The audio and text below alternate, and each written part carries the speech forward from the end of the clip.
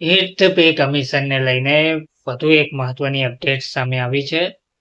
8મા પગાર પંચમાં પગારમાં બમ્પર વધારાની તૈયારીઓ તેજ થઈ ગઈ છે. બેઝિક પેની સાથે સાથે ભથ્થામાં પણ મોટો વધારો જોવા મળી રહ્યો છે. વિગતવાર માહિતી શું છે તે આજના વિડીયોમાં આપણે જોઈએ. નમસ્કાર મિત્રો, સ્વાગત છે તમારું અમારી યુટ્યુબ ચેનલ. મિત્રો, હિટ ધ પે કમિશન 8મો પગાર પંચ લાગુ થવાની કેન્દ્રીય કર્મચારીઓ આતુરતાથી પ્રતીક્ષા કરી રહ્યા છે. પરંતુ આ વચ્ચે સૌથી વધુ ચર્ચા ફિટમેન્ટ ફેક્ટરની જોવા મળી રહી છે. ઘણા સરકારી કર્મચારી માને છે કે જો ફિટમેન્ટ ફેક્ટર 2.5 કે 2.8 છે તો તેમનો પગાર 150% કે તેનાથી વધુ વધી જશે. પરંતુ આ સત્ય નથી. ફિટમેન્ટ ફેક્ટરનો મતલબ સીધો પગારમાં વધારાથી હોતો નથી.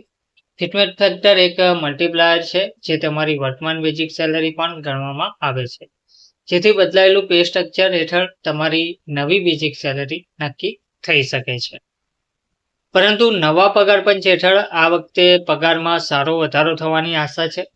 ડીએને નવા પગાર પંચમાં મર્જ કરવામાં આવે છે. નવું પે કમિશન લાગુ થતા પહેલા કર્મચારીઓના પહેલાથી જ મોંઘવારી ભથ્થું મળી રહ્યું છે. આ મોંઘવારી સાથે જોડાયેલો એક હિસ્સો છે જે દર 6 મહિને વધે છે.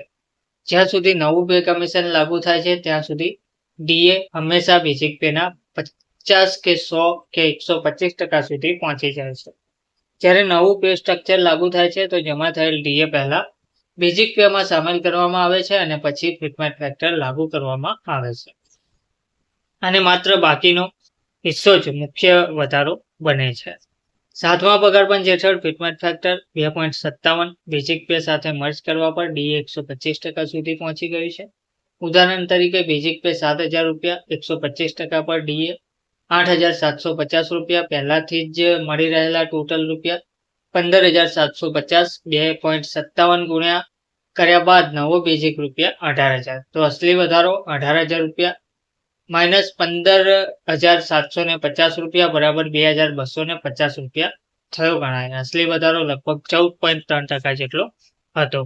તો કયા પગાર પંચમાં પગાર કેટલો વધ્યો? તો બીજા પગાર પંચમાં 14.20%, ત્રીજા પગાર પંચમાં જે વધારો થયો હતો તે 20.60% હતો, ચોથા પગાર પંચમાં જે વધારો થયો હતો તે 27.60% હતો, પાંચમા પગાર પંચમાં વધારો 31% હતો, છઠ્ઠા પગાર પંચમાં વધારો 54% હતો અને સાતમા પગાર પંચમાં વધારો 14.30% હતો. એટલે કે છઠ્ઠા પગાર પંચમાં સૌથી વધુ વધારો જોવા મળ્યો હતો.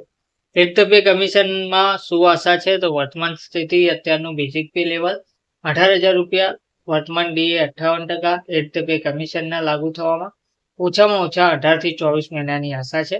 તેનો મતલબ છે કે લગભગ 4 અન્ય ડીએ રિવિઝન થશે. માની લઈએ કે નવું પગાર પંચ લાગુ થતા પહેલા ડીએ લગભગ 68% સુધી પહોંચી જશે. ₹18,000ના 68% બરાબર ₹12,240. હિટ ધ સીપીસી પહેલા કુલ પગાર ₹18,000 પ્લસ ₹12,240 બરાબર ₹30,240. જો ફિટમેન્ટ ફેક્ટર 2.57 7 ધ સીપીસી જેવું જ હોય તો પગારમાં કુલ કેટલો વધારો થશે? તો ₹18,000 ગુણ્યા 2.57 બરાબર ₹46,260. તો અસલી વધારો ₹46,260 માઇનસ ₹30,240 બરાબર ₹16,020. તો 53%નો અસલી વધારો જોવા મળી રહેશે. સ્થિતિ 2 મુજબ જોઈએ. ફિટમેન્ટ ફેક્ટર 2.86 તો ₹18,000 ગુણ્યા 2.86 બરાબર ₹51,480. અસલી વધારો ₹51,480 માઇનસ ₹30,240 બરાબર ₹21,240 અસલી વધારો જોવા મળ્યો. તો 70%નો અસલી વધારો.